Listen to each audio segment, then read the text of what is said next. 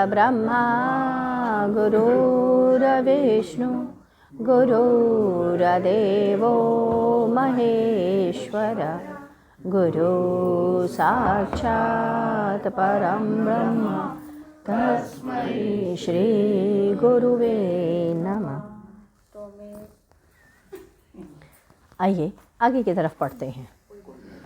30 दिसंबर सन 1997। आज के सत्संग में गुरुदेव ने कहा, जब राधा कृष्ण एकाकार हो जाते हैं तो शरीर अनिवर्चनीय हो जाता। जब आप तीसरी स्थिति को पार कर जाते हैं तो ईश्वरीय सत्ता के निकट होने लगते हैं। उसे भोगने की आवश्यकता नहीं रह जाती। जब वह निराकार के भाव में आता है तो लोक परलोक एक हो जाते हैं। चतुर्थ स्थिति में आत्मदर्शन होने लगता है। अब देखो, जैसे मीनू ने फ़ोन पर मुझसे कहा, मैं अभी यूक्रेन में सुंदरम का समाचार जानने के लिए फ़ोन करूंगी। उसका कोई भी समाचार नहीं मिल रहा है। कुछ पता नहीं चल रहा है कि क्या है। गुरुदेव ने एक पल अंदर कहा। फिर उन्होंने कहा, उसकी तबीयत खराब है। अत्यधिक ठंड से उसे पतली पानी की तरह दस्त हो रहा है। बाद में कुछ समय बाद मीनू ने फ़ोन किया तो सुंदरम ने इसी बात की पुष्टि की कि गुरुदेव जो कहे थे। गुरुदेव ने यहाँ बैठे बैठे ही यूक्रेन में सब कुछ दिखाई दे गया। यह चतुर्थ भूमिका में ही है। जब कूटस्थ के अंदर प्रवेश करने लग जाते हो तब आत्मबोध होने लगता है। जब कृष्ण की लीला शिव पार्वती की विलास होने लगे तो पांचवी स्थिति में कृष्ण वर्तमान हो जाते हैं, जिसे कि डिविनिटी कहते हैं। पंचम भूमिका हमारे यहाँ अलग की होती है, अर्थात ईश्वर की वाणी। ईश्वर की वाणी हमें स्पष्ट सुनाई पड़ने लगती है। इसमें धर्म वेद की समाप्ति हो जाती है।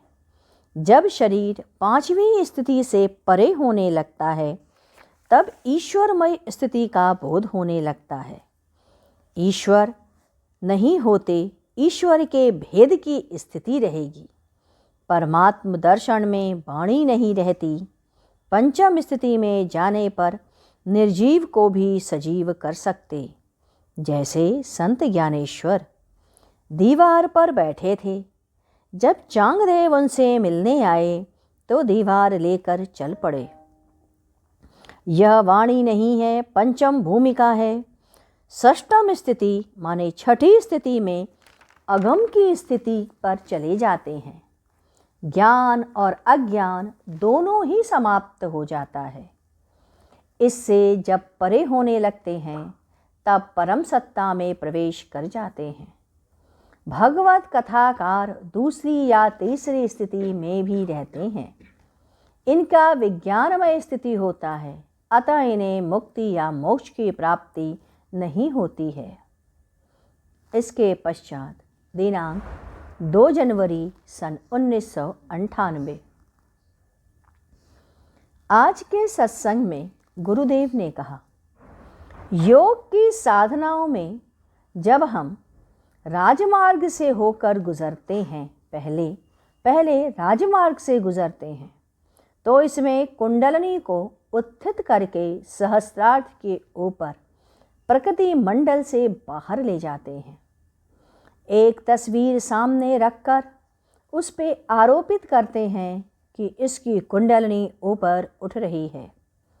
उसका अति प्रिय जो हो, गुरु हो, पति हो, जिससे आप अतिशय प्रेम करते हो, इष्ट हो, उसका चित्र यदि आप रखते हैं, उससे प्रेम करते हैं, उस चित्र पर नेत्र टिका देते हैं और उस नेत्र से उसको पीछा करने लगते हैं। जैसे आप मूर्ति में प्राण प्रतिष्ठा करते हो तो यह क्रियाशील हो जाता है। ठीक उसी प्रकार तुम्हारे अपने चित्र के प्रति यह चित्र तुम्हें ऊपर क्रियाशीलता की तरफ ले चलती है। दूसरा राजयोग। राजयोग दूसरी पद्धति में कुंडलनी का जागरण कराता है। और तीसरा भक्ति मार्ग में। भक्ति मार्ग में आप साकार और निराकार दोनों ही भाव आते हैं। साकार प्रेम में अपने प्रिय को अंदर बैठाकर प्रेम करते हो। प्रेम करते करते अपने स्व को भूल जाएं और आपकी मुक्ति हो गई। निराकार प्रेम जो साकार नहीं पकड़ पाता, वह निराकार कैसे पकड़ेगा। जब आप यह जानेंगे कि यह सब जगह व्याप्त है, मेरा ही उनका स्वरूप है, सबको प्यार करते हैं, यही निराकार प्रेम है। चौथा, सबकी सेवा करके। सबकी सेवा करके तथा अपने को पवित्र रख करके मुक्तावस्था प्राप्त की जा सकती है। पवित्र का तात्पर्य ऐसा कार्य करें, ऐसा चिंतन करें, मन व व्यवहार कभी भी दुर्बल न हो। अपनी वासनाओं को धीरे धीरे त्यागते जाएं, अपने मोह को त्यागते जाएं, मोह के बिंदुओं को छोड़ते जाएं। इस प्रकार आप मुक्तावस्था की ओर आसानी से अग्रसर हो सकते हैं। इसके पश्चात 3 जनवरी सन 1998। आज के सत्संग में गुरुदेव ने कहा, माया तुम्हें एक बार चोट देगी ज़रूर। मेरे द्वारा किए गए सभी धर्म कर्म तथा सभी आश्चर्यजनक कार्य सभी भुला देगी और तुमको तो चोट ज़रूर देगी। तुमको सावधान रहना होगा, वह तुम्हें चोट देगी। एक समय जब आप नाश्ता कर रहे होगे या खाना खा रहे होगे, उस समय मैं नहीं रहूँगा। जब तुम एक कौर खाओगे तो कहना, यह कौर सुरेश को प्राप्त हो, मेरे गुरुदेव को प्राप्त हो। तब समझना यह भोजन सभी महापुरुषों को प्राप्त हो गया। मैं शिखा से कहा करता था, देखो शिखा, तुम्हारा ऐसा घर बनेगा कि मोहल्ले में किसी का नहीं होगा। शिखा कहती थी, मकान में मिट्टी ही मिट्टी है, पता नहीं कब गिर जाए। आज देखो कैसा मकान बन गया है। आज बाबू को ही ले लो, किसी भी बिंदु पर हैं असफल। बोलो शिखा, यह प्यार है जो हमसे लगा है, बस गड़बड़ मत करना और गलत मत होना। आज दिल्ली में प्रमोद चांदना को ही ले लो, बैठा है ना, सारे भारत में फैल रहा है। यह सब क्या है, जीरो थे, इन्हें हीरो बना है। केवल जेड ही तो हटाना है। कुछ लोगों का भाग्य परेशान करने लायक है, परंतु उसको भी स्पर्श देता जा रहा हूँ। देखो मेरे सिर पर एक अद्भुत मिठास भरा है, वह मीठा भरा द्रव्य निकल रहा है। मैं अति कठिन हूँ, यह तुम सभी का भाग्य है जो तुम मेरे साथ सन्नद्ध हो। कितनों की तो जन्म कुंडली ही बदल दी गई। अपना चिंतन और विश्वास इस स्थल के प्रति कभी भी कम मत होने देना। आइए अब हम लोग गुरु कीर्तन करें।